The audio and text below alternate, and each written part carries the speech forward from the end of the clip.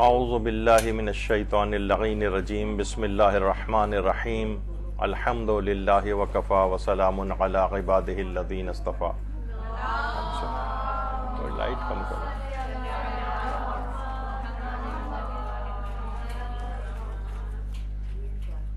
سب سے پہلے تو ولادت باسعادت حضرت امام حسین علیہ الصلوۃ والسلام آپ سب لوگوں کو بہت مبارک ہو.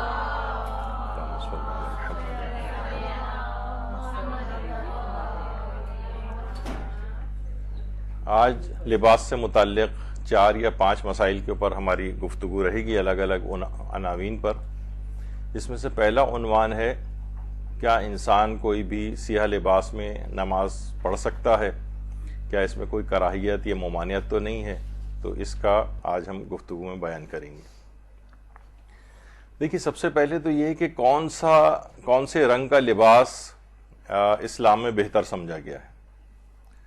ویسے تو اسلام نے کوئی خاص پابندی نہیں لگائی ہے کہ اسی رنگ کا لباس پہنو، ہر طرح کے رنگ کا لباس انسان پہن سکتا ہے.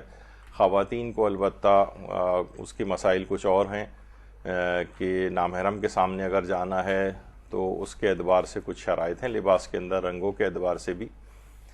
لیکن عمومی طور پر اسلام نے یہ کہا ہے کہ بہتر یہ ہے کہ سفید رنگ کا لباس جو ہے پہنا جائے، کیونکہ پیغمبر اکرم ختم مرتبت صلی اللہ علیہ وآلہ وسلم، اللہم صلی علی محمد وآل محمد، فرماتے ہیں کہ سفید لباس ہر لباس سے بہتر ہے، پس سفید لباس کو زیب تن کرو اور مردوں کو بھی اسی میں دفن کرو. یعنی انسان سفید لباس کو بہتر سمجھا گیا ہے بہرحال، اور حتیٰ کہ مردوں کے لیے جو کفن کا لباس ہے وہ بھی مستحب ہے کہ سفید رنگ کا ہو. ورنہ بہرحال مردوں کو عام کپڑوں کے اندر بھی یعنی کسی بھی رنگ کا بھی کفن اس کو پہنایا جا سکتا ہے، البتہ کچھ کراہیت ہے کچھ خاص رنگوں میں. اسی طریقے سے احرام کی جو حالت ہے، اسی طریقے سے احرام کے لیے بھی مستحب ہے کہ سفید رنگ کا احرام ہو، سفید رنگ کا ہو احرام. ورنہ خواتین کسی جو ان کے عام گھریلو کپڑے ہیں اس میں بھی احرام پہن سکتی ہیں، لیکن مستحب ہے کہ سفید رنگ کا ہو. علماء بیان کرتے ہیں کہ جن افراد نے بھی امام زمانہ علیہ الصلوۃ والسلام کو، اللہم صلی علی محمد وآل محمد، حالت احرام میں دیکھا ہے، وہ ہلکے کریم کلر کا احرام جو ہے وہ انہوں نے پہنا ہوتا ہے. یعنی یہ ہمارے استاد محترم نے بات بیان فرمائی کہ ایسے اور لوگ کہ جن کو یہ سعادت ملی ہے کہ وہ خانہ کعبہ میں اور مسجد الحرام میں انہوں نے امام زمانہ علیہ السلام کی زیارت کی حالت احرام میں، تو احرام کا جو کلر تھا وہ کریم کلر جسے کہا جاتا ہے اس میں دیکھا ان کو. تو بہرحال احرام بہرحال کالے لباس کے اندر اس کو مکروہ سمجھا گیا ہے کہ سیاہ لباس کے اندر احرام کی کراہیت ہے، لیکن کسی بھی رنگ میں احرام بہرحال پہنا جا سکتا ہے. اچھا، گھر میں بھی انسان چاہے تو مثلا روایات میں ملتا ہے کہ امام نے ایک دفعہ لباس سرخ کو زیب تن فرمایا، لباس سرخ کو. تو لباس سرخ کسی نے پوچھا بھی کہ مولا، یعنی حیران ہوئے کہ ظاہر ایک عام مثلا کوئی بھی مرد ہے وہ گھر میں کسی بھی رنگ کا ویسے پہن سکتا ہے، لیکن امام یا کوئی صاحب علم شخصیت بھی ہو اور وہ سرخ رنگ کا پہنا ہو تو متعجب ہوتے ہیں لوگ. تو امام نے فرمایا کہ ہاں، میری زوجہ نے مجھ سے فرمائش کی تھی کہ میں اس رنگ کا لباس پہنوں. اچھا، یہ بات اور دماغ میں رہے کہ دیکھیں بہت سے اخباری حضرات اور وہ جو کہ اجتہاد و تقلید وغیرہ کے قائل نہیں ہیں، وہ اسی طرح سے روایات سے دھوکہ کھاتے ہیں. مثلا وہ دیکھیں گے کہ امام نے لباس سرخ زیب تن فرمایا تو وہ یہ مسئلہ بنائیں گے اپنی طرف سے کہ اس کا مطلب ہے کہ لباس سرخ پہننا مستحب ہے، کیونکہ امام نے پہنا ہے تو ہمیں بھی پہننا چاہیے. تو امام نے ہر کام جو ہے مستحب کے عنوان سے نہیں کیا، بہت سے کام مباح کے عنوان سے بھی کیے ہیں. تو یہ آپ کو کیسے پتہ چلے گا یہ کام مباح ہے یا مستحب ہے؟ تو بہرحال یہ اجتہاد جو ہے وہ فیصلہ کرتا ہے کہ کون سی روایت کا اطلاق کیا ہو. تو بہرحال بہترین لباس سفید رنگ کے لباس کو قرار دیا گیا ہے. اچھا، یہ جو سیاہ لباس ہم پہنتے ہیں اس کی مذمت میں بعض روایات مخالفین کی طرف سے پیش کی جاتی ہیں کہ مثلا لباس یہ فرعونوں کا لباس ہے، فرائنہ کا، اور اس کی لباس کی مذمت کی بہت سی ساری روایت ہماری اپنی کتابوں کے اندر آئی ہیں جس میں امام نے لباس سیاہ کو ناپسند فرمایا ہے. تو اس موضوع کے اوپر پورا ایک درس ہمارا یہاں پر تقریباً 1.25 گھنٹے کا عزاداری کے سیاہ لباس کے فقہی احکام کے عنوان سے اور اس پہ جتنے بھی اعتراضات کیے جاتے ہیں ان سب کے جوابات، ان روایات کی سند سے متعلق ساری چیزیں تفصیل سے بیان ہو چکی ہیں. کسی کو زیادہ تفصیل چاہیے تو اس کے اندر سن سکتے ہیں. بہرحال اس کے اندر کیونکہ ہم تو صرف اس سے کہہ کے گزر جائیں گے کہ جو روایات اس سلسلے میں ایک تو وہ ضعیف السند ہیں اور دوسرا یہ کہ ان کا اطلاق جو ہے وہ خاص زمانے کے لحاظ سے. اس زمانے میں مثلا بنو عباس نے جو ظالم افراد تھے انہوں نے اپنا لباس جو شعار ہے وہ قرار دے دیا تھا سیاہ لباس کو.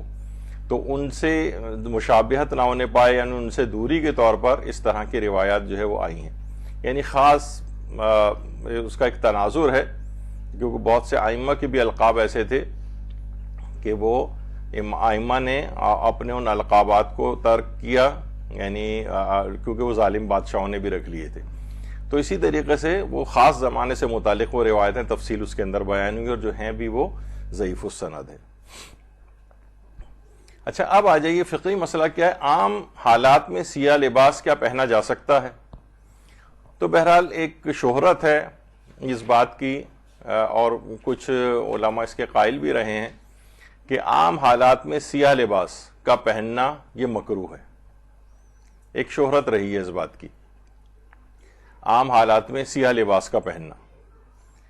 تو سوائے عزائے امام مظلوم علیہ السلام میں پہننے کے، یعنی اگر کسی نے عزاداری امام مظلوم کے لحاظ سے سیاہ لباس کو پہنا ہے تو یہ بہترین عبادت بھی ہے، بہت بہتر بھی ہے. بعض علماء مستحب اور بعض بہت زیادہ اس کو کار ثواب جو ہے وہ قرار دیتے ہیں اور بہتر سمجھا جاتا ہے کہ سیاہ لباس جو ہے پہنا جائے.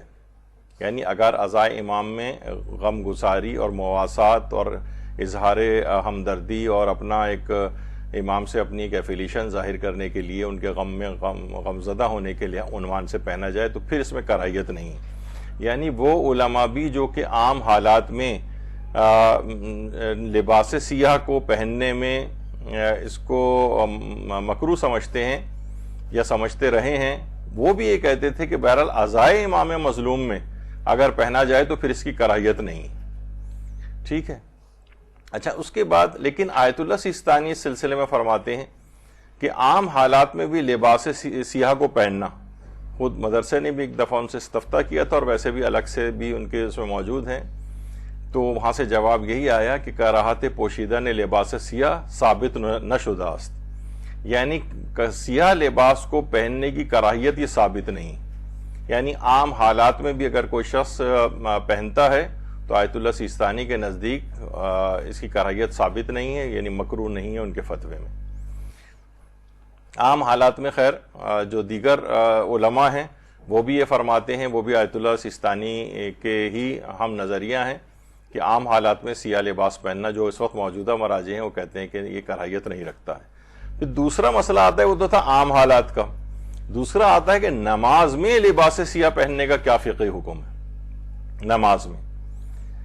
تو اب یہاں پر امام خمینی علیہ الرحمہ یہ فرماتے تھے کہ عام حالات میں تو چلیں اس کی کراہیت ثابت نہیں ہے، لیکن اگر کوئی شخص نماز میں اس کو پہنتا ہے تو اس سے نماز کا ثواب کم ہو جاتا ہے، یعنی نماز میں یہ پہننا مکروہ ہے.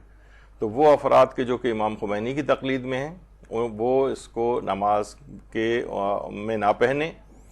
اور آیت اللہ خامنئی بھی یہی فرماتے ہیں، ان کا بھی یہی نظریہ ہے کہ عام حالات میں تو مکروہ نہیں ہے لیکن نماز میں اس کو پہننا یہ کراہیت رکھتا ہے. یعنی کراہیت کے معنی یہ ہیں کہ اس سے خدا نخواستہ یہ مطلب نہیں کہ نماز جو ہے باطل ہو جاتی ہے، نماز قبول نہیں ہوتی، بلکہ اس کا ثواب کم ہو جاتا ہے. مثلا نماز کا ثواب 100 تھا تو آپ نے اگر سیاہ لباس پہن کے نماز پڑھی تو اس کا ثواب مثلا 80 رہ جائے گا، 70 رہ جائے گا. اس عنوان سے یہ چیز سمجھی جاتی ہے. تو رہبر محترم آیت اللہ خامنئی کا بھی یہی نظریہ ہے کہ نماز میں یہ مکروہ ہے سیاہ لباس کا پہننا. اچھا آیت اللہ وحید خراسانی بھی یہی بات فرماتے ہیں، ان کے نزدیک بھی نماز میں اس کا پہننا مکروہ قرار دیا گیا. عام حالات میں مکروہ نہیں ہے لیکن نماز میں اس کا پہننا مکروہ ہے۔ آیت اللہ سیستانی کا نظریہ یہاں پر پھر جو علماء ہیں ان سے الگ ہے۔ آقا سیستانی فرماتے ہیں کہ نماز میں بھی اس کی کراہیت ثابت نہیں، یعنی اگر کوئی شخص سیاہ لباس پہن کر نماز پڑھتا ہے تو اس کی نماز بھی پورا ثواب اس کو ملے گا، کیونکہ اس کا مکروہ ہونا ثابت نہیں۔ یعنی آیت اللہ سیستانی کے نزدیک اصلاً سیاہ لباس کی کراہیت کا مسئلہ نہ نماز میں ہے اور نہ ہی غیر از نماز ہے۔ عام حالات میں بھی پہننے میں کوئی کراہیت نہیں ہے، اور نماز میں بھی اس کو پہنا جائے تو نماز کے ثواب میں کوئی کمی واقع نہیں ہوتی۔ وہ البتہ فرماتے ہیں، البتہ فقہا نے اس کو ذکر کیا۔ بہت سے لوگ، ایک چیز میں اور بتا دوں، لوگ اکثر ہوتا ہے کہ بعض اوقات ہم یہ چیز بیان کرتے ہیں تو لوگ توضیح مسائل لے کے آتے ہیں کہ دیکھیے نماز کے جو لباس کے مکروہات ہیں اس میں سیاہ لباس آیت اللہ سیستانی نے خود لکھا ہوا ہے۔ تو وہ دیکھیں، اگر اس کے جملے کے اوپر غور کریں کہ فقہا نے نمازی کے لباس کے یہ مکروہات بیان کیے ہیں، آیت اللہ سیستانی یہ نہیں فرما رہے ہیں کہ یہ میرا نظریہ ہے، کہتے ہیں فقہا نے بیان کیے ہیں۔ فقہا نے بیان کیے ہیں تو بہرحال ہم بھی اس کو نقل کر رہے ہیں، لیکن اصلاً ان کی اس لباس سیاہ کی کراہیت میرے نزدیک ثابت نہیں۔ تو آیت اللہ سیستانی کا مسئلہ واضح ہو گیا کہ نہ عام حالات میں مکروہ ہے اور نہ ہی نماز میں مکروہ ہے۔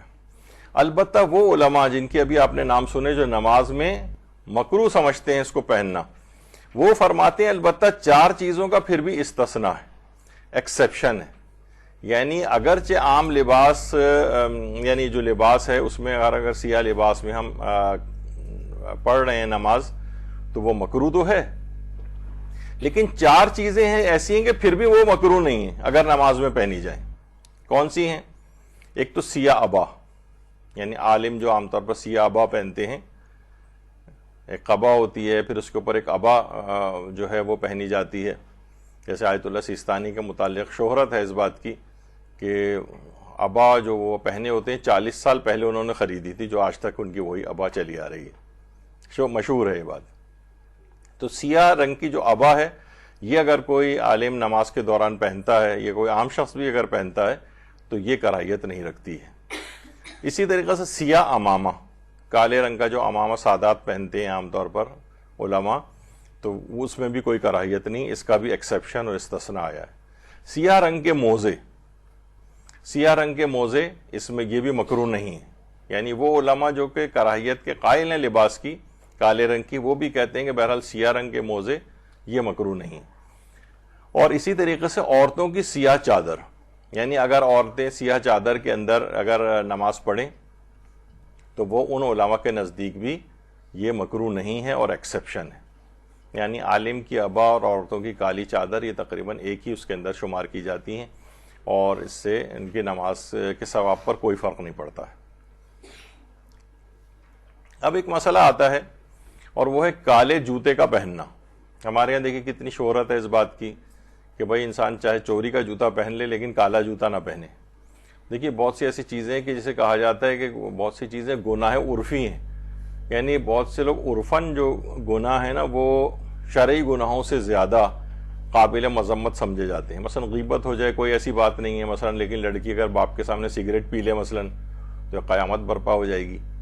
تو بہرحال یعنی بہت سے یعنی ہم نے اس انداز سے ہضم کر لیے ہیں گناہ، اور وہ اس کی کوئی خاطر خواہ کوئی اس کا وہ بھی نہیں ہوتا ہے، یعنی جذبات بھی لوگوں کے نہیں بھڑکتے ہیں کہ بھئی کیوں یہ گناہ ہو گیا، اور اس کے مقابلے میں صرف یہ کہ کوئی رسم و رواج توڑا جائے اور اپنے ہی کوئی چاہے خاندان کا تو اس پہ بہت شور اور ہنگامہ مچایا جاتا ہے۔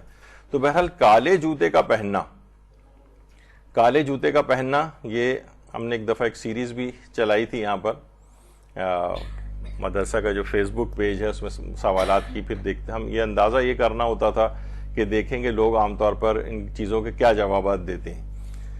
تو تقریباً سبھی کا جواب یہی اس کے اندر آیا کہ کالے جوتے کا پہننا تو مکروہ ہے۔ اچھا، ظاہر ہے کہ اس میں جو آیت اللہ سیستانی کے حوالے سے یہ بات کہی گئی ہے، اور آیت اللہ خامنئی بھی یہ فرماتے ہیں کہ کالا جوتا پہننا مکروہ نہیں ہے، یعنی کالے جوتے میں بھی کوئی کراہیت نہیں ہے، کیونکہ کالے جوتے سے متعلق اس کی مذمت میں بہت سی روایات آئی ہیں کہ مثلا کالا جوتا پہننے سے بینائی کمزور ہوتی ہے، اور کالا جوتا پہننے کا مثلا یہ نقصان ہے، اور مردوں کے لحاظ سے بھی ایک نقصان جو ہے وہ بتایا گیا ہے. تو بہرحال جو ریکمینڈڈ رنگ ہے جوتوں کا جو روایات کے اندر بیان ہوا ہے وہ تو ایک تو سفید رنگ کے جوتے ہیں اور ایک زرد رنگ کے جوتے ہیں. یہ کہا گیا کہ ان رنگوں کے جوتے پہننا جو ہے وہ بہتر سمجھا گیا ہے.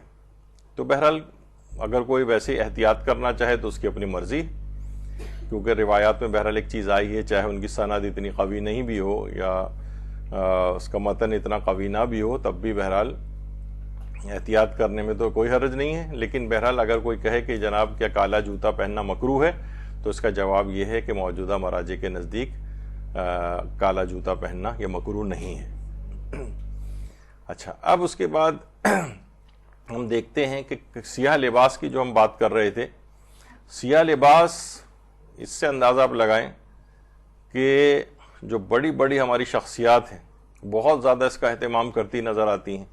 مرحوم آیت اللہ العظمیٰ آیت اللہ خوئی ابھی تک ایک لحاظ سے جن کی تقلید جو ہے وہ چلی آ رہی ہے، ابھی تک بہت سارے لوگ ان کی تقلید میں ابھی تک باقی ہیں. اور آیت اللہ سید محمد صادق روحانی نے تو یہ کہا ہے کہ کہا تھا، اب ان کا بھی انتقال ہو گیا خیر، کہ غیبت کبریٰ سے لے کر آج تک ان سے بڑا عالم کوئی بھی نہیں گزرا ہے فقیہ. تو بہرحال آیت اللہ خوئی ان کو تو کہا جاتا ہے کہ ان کی جو زندگی ہے، یہ جو دنیا کے اندر آئے ہیں، ایک لحاظ سے یہ سیاہ لباس اس کی ایک وجہ بنی ہے. اچھا، اب وہ کیسے ہے؟ آیت اللہ خوئی کو لوگ دیکھتے تھے کہ یہ ایام عزا میں، خاص طور پہ محرم اور سفر میں مستقل سیاہ لباس پہنے ہوتے تھے. کہ بعض اوقات ایک واقعہ بھی ہے کہ آیت اللہ خوئی کے ایک وکیل تھے، وہ جب وہ گئے آیت اللہ خوئی کے پاس ملنے کے لیے تو دیکھا کہ آیت اللہ خوئی بہت زیادہ شدید ترین گرمی، بعض اوقات 55 تک ٹیمپریچر ہوتا ہے اور فیل 60 تک کی ہو جاتی ہے وہاں پر عراق میں. شدید ترین گرمی، پورا لباس، حتیٰ کہ موزے بھی سیاہ رنگ کے پہنے ہوئے تھے، پسینے میں شرابور. انہوں نے کہا آغا یہ آپ نے اپنی کیا آپ یہ کیا کر رہے ہیں؟ سیاہ لباس آپ نے پہنا ہوا ہے، سیاہ موزے آپ نے پہنے ہوئے ہیں، اتنی شدید گرمی ہو رہی ہے تو آپ یہ نہ پہنیں، لباس کو تبدیل کریں، کوئی سادہ ہلکا اور عام رنگ کا لباس پہنیں. تو آغا خوئی نے کہا کہ تمہیں کیا پتا کہ میں اسی سیاہ لباس ہی کی وجہ سے آج میں تمہارے سامنے موجود ہوں، اس کی برکت کی وجہ سے. اچھا، یہ واقعہ جو ہے khomeini.ir جو ایک امام خمینی سے ریلیٹڈ جو ایک ان کی ایک ویب سائٹ ہے، اس کا جو اردو پیج ہے اس پہ بھی پورا واقعہ جو ہے لکھا ہوا ہے. پھر اس کے بعد آیت اللہ خوئی نے یہ بات بتائی، ان کو یہ واقعہ سنایا ان عالم کو کہ میرے والد سید علی اکبر خوئی، یہ آیت اللہ خوئی کے والد تھے، یہ درس دیا کرتے تھے اور بہت زیادہ اس بات کی تاکید کرتے تھے کہ جو کچھ مانگنا ہے امام حسین علیہ السلام کے حوالے سے مانگو. اللہم صلی علی محمد وآل محمد.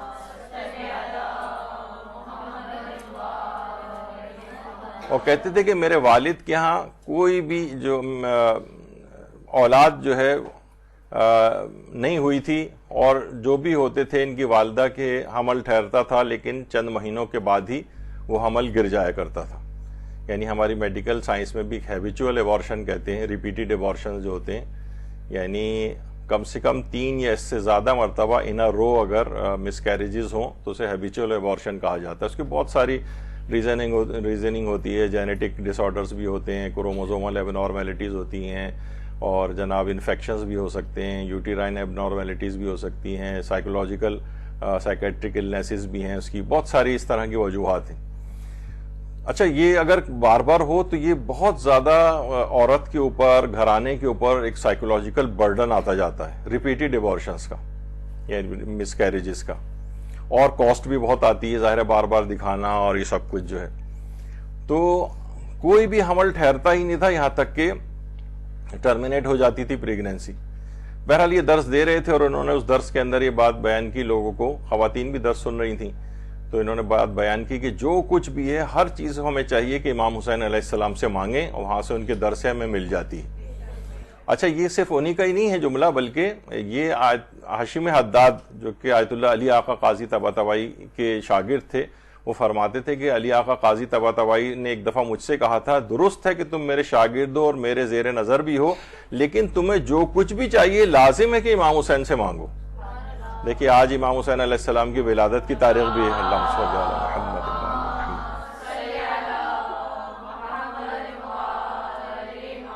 تو ہمارے علماء عرفاء بہت زیادہ اس بات کی تاکید کرتے رہے۔ تو آیت اللہ علی اکبر خوئی نے جب یہ بیان کیا تو جو ہے ایک عورت تقریر ختم ہونے کے بعد ان کے پاس آئی اور آ کر کہا آیت اللہ علی اکبر خوئی سے، ان کے والد سے، کہ آپ خود تو اتنی زیادہ تاکید کر رہے ہیں کہ جو کچھ چاہیے امام حسین سے مانگو، تو آخر آپ کیوں خود امام حسین سے اپنے لیے فرزند کا تقاضا کیوں نہیں کرتے؟ یعنی آپ ہمیں تو کہہ رہے ہیں، ایک لحاظ سے اس عورت نے ان کے اوپر طنز کیا کہ آخر آپ خود کیوں تقاضا ان سے نہیں کرتے ہیں، آپ خود ان سے کیوں نہیں مانگتے ہیں؟ بہرحال کہہ رہے ہیں کہ میرے والد جو ہے اپنے گھر آئے اور بہت ہی غصے میں تھے۔ ظاہر ہے ایک لحاظ سے ان کے اوپر طنز کیا گیا تھا کہ دوسروں کو تو آپ کہہ رہے ہیں اور خود جو ہے آپ مانگتے نہیں ہیں ان سے۔ تو بیوی نے پوچھا کیوں آپ اتنے زیادہ ناراض نظر آ رہے ہیں؟ انہوں نے پورا واقعہ سنایا تو ان کی بیوی نے کہا، آیت اللہ خوئی کی والدہ نے، یعنی علی اکبر خوئی کی بیوی نے کہا کہ وہ عورت ٹھیک ہی تو کہہ رہی ہے، جب آپ اس بات کا تقاضا لوگوں سے کر رہے ہیں تو آپ کو خود بھی چاہیے کہ آپ نظر مانگیں، امام حسین علیہ السلام سے نظر مان لیں ان کی۔ انہوں نے کہا کہ دیکھو نظر کے لیے ظاہر ہے کچھ نہ کچھ ہوتا ہے، کھانا کھلاؤ یا اس طرح کی چیزیں، ہمارے مفلوق الحال ہے، ہمارے پاس تو پیسے ہی نہیں کہ اس نظر کو پورا کر سکیں۔ تو دیکھیے گھر کی عورتیں بھی بعض اوقات اتنی اس زمانے میں بھی سمجھدار ہوتی تھیں، تو انہوں نے کہا آپ یہ والی نظر کیوں نہیں مانتے ہیں؟ ضروری تو نہیں کہ اس کے لیے آپ کو پیسے کی بھی ضرورت نہیں کہ میں ہر محرم اور سفر میں پابندی کے ساتھ ان 2 مہینوں میں سیاہ لباس عزائے امام مظلوم میں پہنوں گا، نظر مان لیں ایک دن کا بھی ناغہ نہیں ہوگا۔ اچھا دیکھیے نظر کے اندر ایک چیز اور بھی ہے، اس میں رجحان شرعی پایا جانا ضروری ہے۔ یعنی ایسا نہیں کہ مثلا آپ نظر مان لیں کہ اگر میرا فلاں کام ہو گیا تو میں اللہ کا نام لے کر نظر کرتی ہوں کہ میں 100 غبارے پھلاؤں گی مثلا، یہ والی تو یہ الٹی سیدھی، یہ اس میں رجحان شرعی نہیں ہے۔ اس کا مطلب ہے کہ اس کے اندر رجحان شرعی پایا جاتا ہے۔ تو آیت اللہ انہوں نے کہا کہ آپ ایسا کریں کہ 2 مہینے اس بات کی نظر کر لیں کہ محرم اور سفر میں آپ جو ہیں وہ سیاہ لباس پہنیں گے۔ انہوں نے اس کے اوپر اس پابندی سے عمل کیا، یہاں تک کہ حمل قرار پا گیا، حمل 7ویں مہینے تک آ گیا، ورنہ اس سے پہلے دوسرے تیسرے مہینے میں ٹرمینیٹ ہو جاتی تھی پریگنینسی۔ خیر وہ ایک دن اپنے درس دے رہے تھے، درس دینے کے بعد ایک طالب علم علی اکبر خوئی کا ان کے پاس آیا۔ انہوں نے سوچا شاید کوئی فقہی مسئلہ پوچھنے آئے، کہا میں بہت ایک اہم، آپ مائنڈ نہیں کیجئے گا، لیکن میں ایک بات آپ سے پوچھنا چاہتا ہوں، بہت پرسنل قسم کی، ایک بہت اہم بات ہے، اس وجہ سے میں پوچھنا چاہ رہا ہوں۔ کہا کہ پوچھو کیا بات ہے؟ کہا کہ آپ یہ بتائیے کہ آپ کی زوجہ کیا حاملہ ہیں؟ انہوں نے بڑے حیران ہوئے کہ یہ بات تو میرے علاوہ کسی کو بھی پتہ نہیں ہے۔ پھر دوسرا جب انہوں نے کہا ہاں، تو انہوں نے کہا کیا وہ 7واں مہینہ ان کا چل رہا ہے؟ اب تو علی اکبر خوئی اور حیران ہوئے۔ تو کہا، طالب علم نے کہا بس آپ مجھے اس بات کا جواب۔ انہوں نے کہا ہاں بالکل ایسا ہی ہے۔ اس کے بعد طالب علم نے کہا کہ میں نے کل رات ہی خواب دیکھا جس میں پیغمبر اکرم صلی اللہ علیہ وآلہ وسلم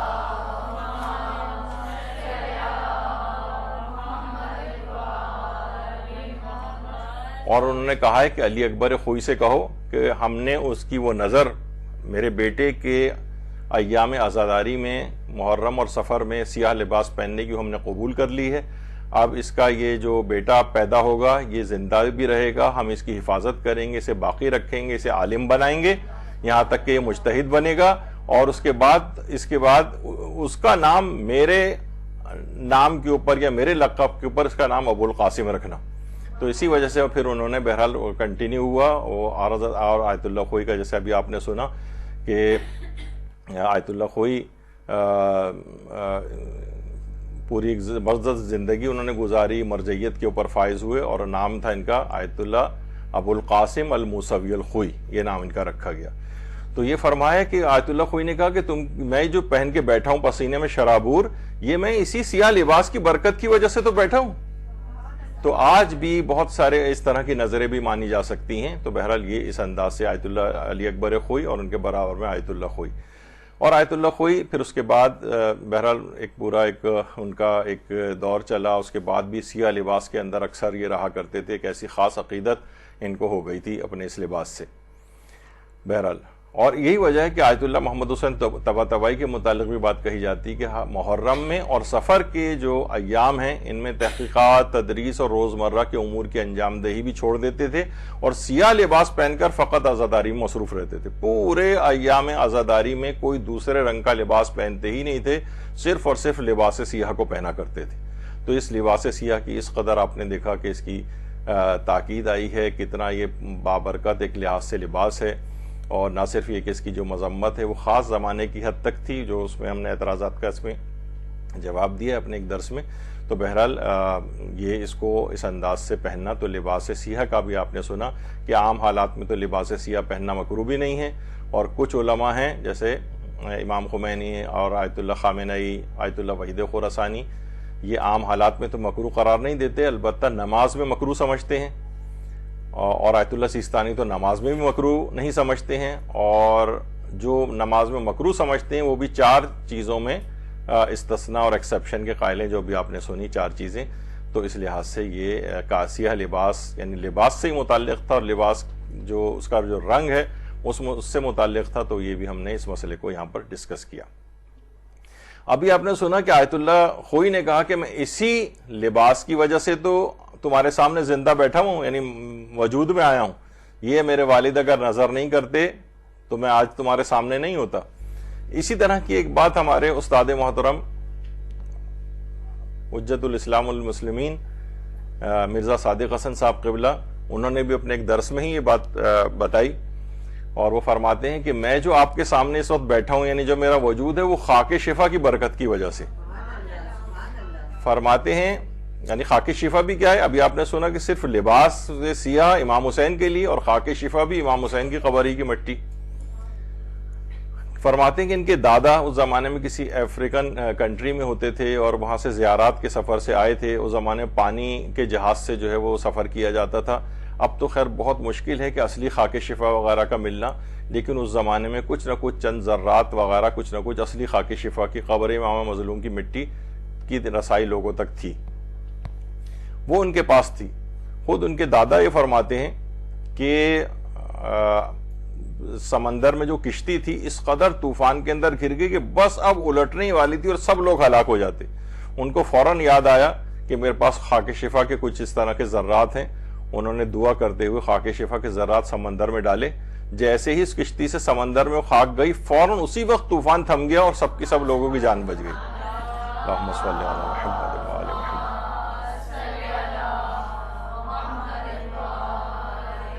وہ فرماتے ہیں کہ میرے دادا کی جان بچی تو دادا بچ گئے، تو پھر ان کے والد ظاہر پیدا ہوئے، اور والد کے بعد ان سے ہی پھر جو ہے وہ صادق حسن صاحب قبلہ بہرحال پیدا ہوئے. تو یہ فرماتے ہیں اگر وہ خاک شفا نہ ہوتی تو آج میرا وجود بھی آپ کے سامنے نہ ہوتا. تو یہ کتنی بکھری پڑی ہیں امام حسین سے جو ربط رکھنے والی چیزیں ہیں، وہ خود اتنی بابرکت ہیں کہ انسان واقعتاً اس کو دیکھے تو ان کے اوپر ایک طویل جو ہے وہ بہت سی کتابیں بھی اس موضوعات کے اوپر لکھی گئی ہیں جس میں ان کی کرامتیں اور اس طرح کی چیزیں جو ہے وہ بیان ہوئی ہیں، سیاہ لباس اور اس سے ریلیٹڈ چیزوں کی. تو بہرحال یہ ایک اہم ایک بات تھی، اور آج کے دن کی مناسبت بھی اس لحاظ سے جمع ہو رہی ہے اس کے اندر. اچھا، اب جوتے اور موزے کس رنگ کے پہنے؟ تو وہ تو ابھی آپ نے سن لیا، وہ جوتے اور موزوں کا مسئلہ بھی بیان ہوا. موزوں کے سلسلے میں البتہ ایک ضرور ہے کہ کچھ روایات ہیں جس میں جو عام طور پہ ہمارے اخباری حضرات پیش کرتے ہیں اور مجتہدین کو ان کا ٹارگٹ بناتے ہیں کہ دیکھیے مجتہدین سفید رنگ کے موزے پہننے کی ممانعت آئی ہے، اور پھر سب کے پاؤں کے جو موزے ہیں، کبھی آیت اللہ خامنئی کے موزے دکھاتے ہیں سفید رنگ کے، کبھی آیت اللہ خوئی کے دکھاتے ہیں کہ دیکھیے براہ راست یہ لوگ ائمہ کے فرامین کی مخالفت کرتے ہیں. یعنی اب ان لوگوں کا دور دور کا حدیثوں کی پرکھ کا کوئی تعلق نہیں ہے. ہمارے جو مرجع پوری زندگی جو ہے وہ احادیث کی جانچ اور پرکھی کے اندر تو لگاتے ہیں. مثلا کتنی آپ کو ابھی آپ نے سنا کہ سیاہ لباس پہننا مکروہ ہے اور اس کی مذمت کی روایت، تو ٹھیک ہے، پھر آپ یہ جو ہے اگر آپ کو صرف بغیر تحقیق کے روایتوں پہ بس ویسے ہی عمل کرنا ہے تو پھر تو فرعونوں کا لباس بھی قرار دیا گیا ہے سیاہ لباس کو. تو یہ دیکھا جاتا ہے، مجتہد کا کام یہی ہوتا ہے. تو بہرحال جو سفید موزے بھی پہننا ہے اس میں کوئی حرج نہیں ہے، اور علماء ہمارے اس انداز سے اس کو پہنتے ہیں، اور اس کی جو روایات ہیں اس کے انشاءاللہ کسی وقت اس کو بیان کریں گے کہ اس کے اندر کیا پرابلم ہے کہ علماء اس کے اوپر عمل نہیں کرتے ہیں. اچھا، اب ایام عزاداری میں ایک تو کپڑے خریدے جاتے ہیں ظاہر ہے، اور سیاہ لباس خریدا جاتا ہے، خواتین بہت زیادہ اس سلسلے میں اقدام کرتی بھی نظر آتی ہیں، اور جیسے سوشل میڈیا جو بھرا ہوا ہے ہمارا اس میں، جیسے ہی ایام عزا قریب آتے ہیں تو لوگوں کی تنزیہ پوسٹ اس کے اوپر آنے لگتی ہیں۔ دیکھیے، سب سے پہلی بات تو یہ ہے کہ ایام عزاداری میں بھی کپڑوں کی ظاہر خرید و فروخت ہو سکتی، کوئی اس کے اندر مسئلہ نہیں ہے، لیکن جو اعتراض یہ ہوتا ہے کہ ایام عزاداری کے لیے نئے سیاہ لباس سلوانا اس سے پہلے، یہ جو ہے لوگ اس کے اوپر بہت طنز کرتے ہیں، اور جو اپنے تئیں بہت زیادہ مذہبی بن رہے ہوتے ہیں تو اس طرح کے چیزوں کے اعتراضات ان کے اوپر وارد ہوتے ہیں۔ ہاں، یہ ضرور ہے دیکھیے کہ اس میں کوئی سیاہ لباس میں کوئی غیر الہی نیت نہ ہو، مثلا یہ نہ ہو کہ جناب میں بڑی خوبصورت لگوں گی اور میں بڑی گوری لگوں گی، ان کو سیاہ لباس پہنا اگر میں نے، یعنی غیر الہی نیتیں آتی ہیں نا اس طرح سے۔ بہت سے ہوتے ہیں کہ جناب موٹے ہوتے ہیں تو موٹاپا سیاہ لباس کے اندر چھپ جاتا ہے عام طور پر، یہ بھی ایک لحاظ سے غیر الہی ایک نیت ہے۔ یعنی خالصتاً امام حسین کی عزاداری کے لیے، کیونکہ یہ ہے کہ جب یہ پسندیدہ لباس ہے تو پسندیدہ لباس آسمان سے نازل تو نہیں ہوگا نا، خریدا ہی جائے گا، سلوایا بھی جائے گا اس کو۔ اچھا، ایک بات اور بھی یاد رکھیے، بہرحال اس کا جواب یہ دیا جاتا ہے کہ خواتین کا جو مجلس اٹینڈ کرنے کا جو ریشو ہے مردوں سے 10-20 گنا شاید زیادہ ہو۔ مرد اتنا نہیں اٹینڈ کر رہے ہوتے، ان کو بہت زیادہ مجالس کے اندر جانا پڑتا ہے، پھر زیادہ جانا پڑتا ہے تو لباس خراب بھی ہو جاتا ہے، کہنا ہو جاتا ہے، پرانا ہو جاتا ہے، یعنی کچھ نہ کچھ اس کے اندر فالٹ آ جاتا ہے۔ تو بہرحال اس لحاظ سے اگر وہ ان کو سلوانے کی نوبت آ رہی ہے تو اس میں کوئی حرج نہیں ہے۔ تو بہرحال لوگوں کی نیتوں پر حکم نہیں لگانا چاہیے، پر اس میں رے لگانے پہ کے بعد لوگوں کی نیتوں پہ حکم لگانا، ہم لوگ جو ہے نا فوراً لوگوں کی نیتوں پہ حکم لگاتے ہیں۔ بھائی وہ دیکھیے، وہ جو ہے اس نے ایام عزا میں وہ 50 دیگیں جو ہیں، تو یہ ریاکاری کا ان کا جذبہ ہے، یہ 50 دیگیں جو بنوا رہے ہیں یہ کیا ہے، اور اس کے بجائے بہتر ہے کسی یتیم کی جو ہے اسکول کی فیس پے کر دی جائے۔ یعنی فوراً آلٹرنیٹیوز ان کو پرووائڈ کرتے ہیں۔ عزائے امام میں جو پیسہ خرچ ہو رہا ہے فوراً ان کے پیٹ میں درد ہونے لگتا ہے، اور اس کو موڑتے ہیں کسی دوسری طرف، چاہے خود سے ایک پائی اس کے اوپر نہ لگا رہے ہو، لیکن کہتے ہیں تم جو یہ کام کر رہے ہو نا، جو کھلا رہے ہو یا تبرک بانٹ رہے ہو یا اس کے اوپر اتنا خرچہ کرو، اس کے بجائے فلاں کام کرو۔ تو ان سے پوچھا جائے بھائی آپ نے اب تک وہ فلاں کام کتنا کیا ہے؟ آپ تو نہیں کر رہے نا، تو آپ نے کیا کیا ہے؟ تو بہرحال لوگوں کی نیتوں پر حکم نہیں لگانا چاہیے، لوگ اپنے تئیں اخلاص نیت کے ساتھ کر رہے ہوتے ہیں۔ کوئی ریاکاری اگر خدا نخواستہ ہے بھی تو وہ اس کے اور اللہ کے درمیان ہے۔ ہم حکم لگانے والے، ہم اللہ میاں نہیں بنیں گے کہ لوگوں کی نیتوں کے اوپر حکم لگائیں گے کون کس انداز سے کر رہا ہے، اس کو اس نے زن اس سے رکھیں گے۔ اچھا، اب دیکھیے کتنے ممالک ایسے ہیں اس کے اندر اگر آپ دیکھیں تو عزاداری ہوتی ہے۔ افریقہ میں عزاداری نظر ایک شخص سیاہ لباس کے اندر نظر آ رہا ہوتا ہے۔ جب یہ لاکھوں افراد ہیں تو اس لاکھوں افراد سیاہ لباس سلواتے بھی تو ہوں گے۔ پھر آپ اعتراض کریں گے کہ بھئی یہ کہاں سے یہ آئے گا، تو آسمان سے تو ان کے پاس نازل نہیں ہوگا۔ جب پسندیدہ ہے شریعت کے اندر اور شعائر حسینیہ میں سے بھی قرار دیا جاتا ہے بعض کے نزدیک، تو اس کو ظاہر ہے پھر انسان سلوائے گا بھی، تو اس میں بھی کوئی حرج نہیں ہے۔ ترکی کے اندر خواتین ہیں، یعنی باقاعدہ زنجیروں ہاتھوں میں لے کے اور پورا سیاہ لباس، اس میں ایک خاتون بھی ایسی نہیں ہوتی جو کسی اور لباس میں وہاں آ جائے۔ تو یہ لاکھوں خواتین جو اس طریقے سے آتی ہیں وہاں پر مختلف ممالک میں بھی، یہ سب لباس کو اپنے سلواتے ہیں۔ یہ سب ترکی کی خواتین ہیں جو کہ سب سیاہ لباس کے اندر ہیں۔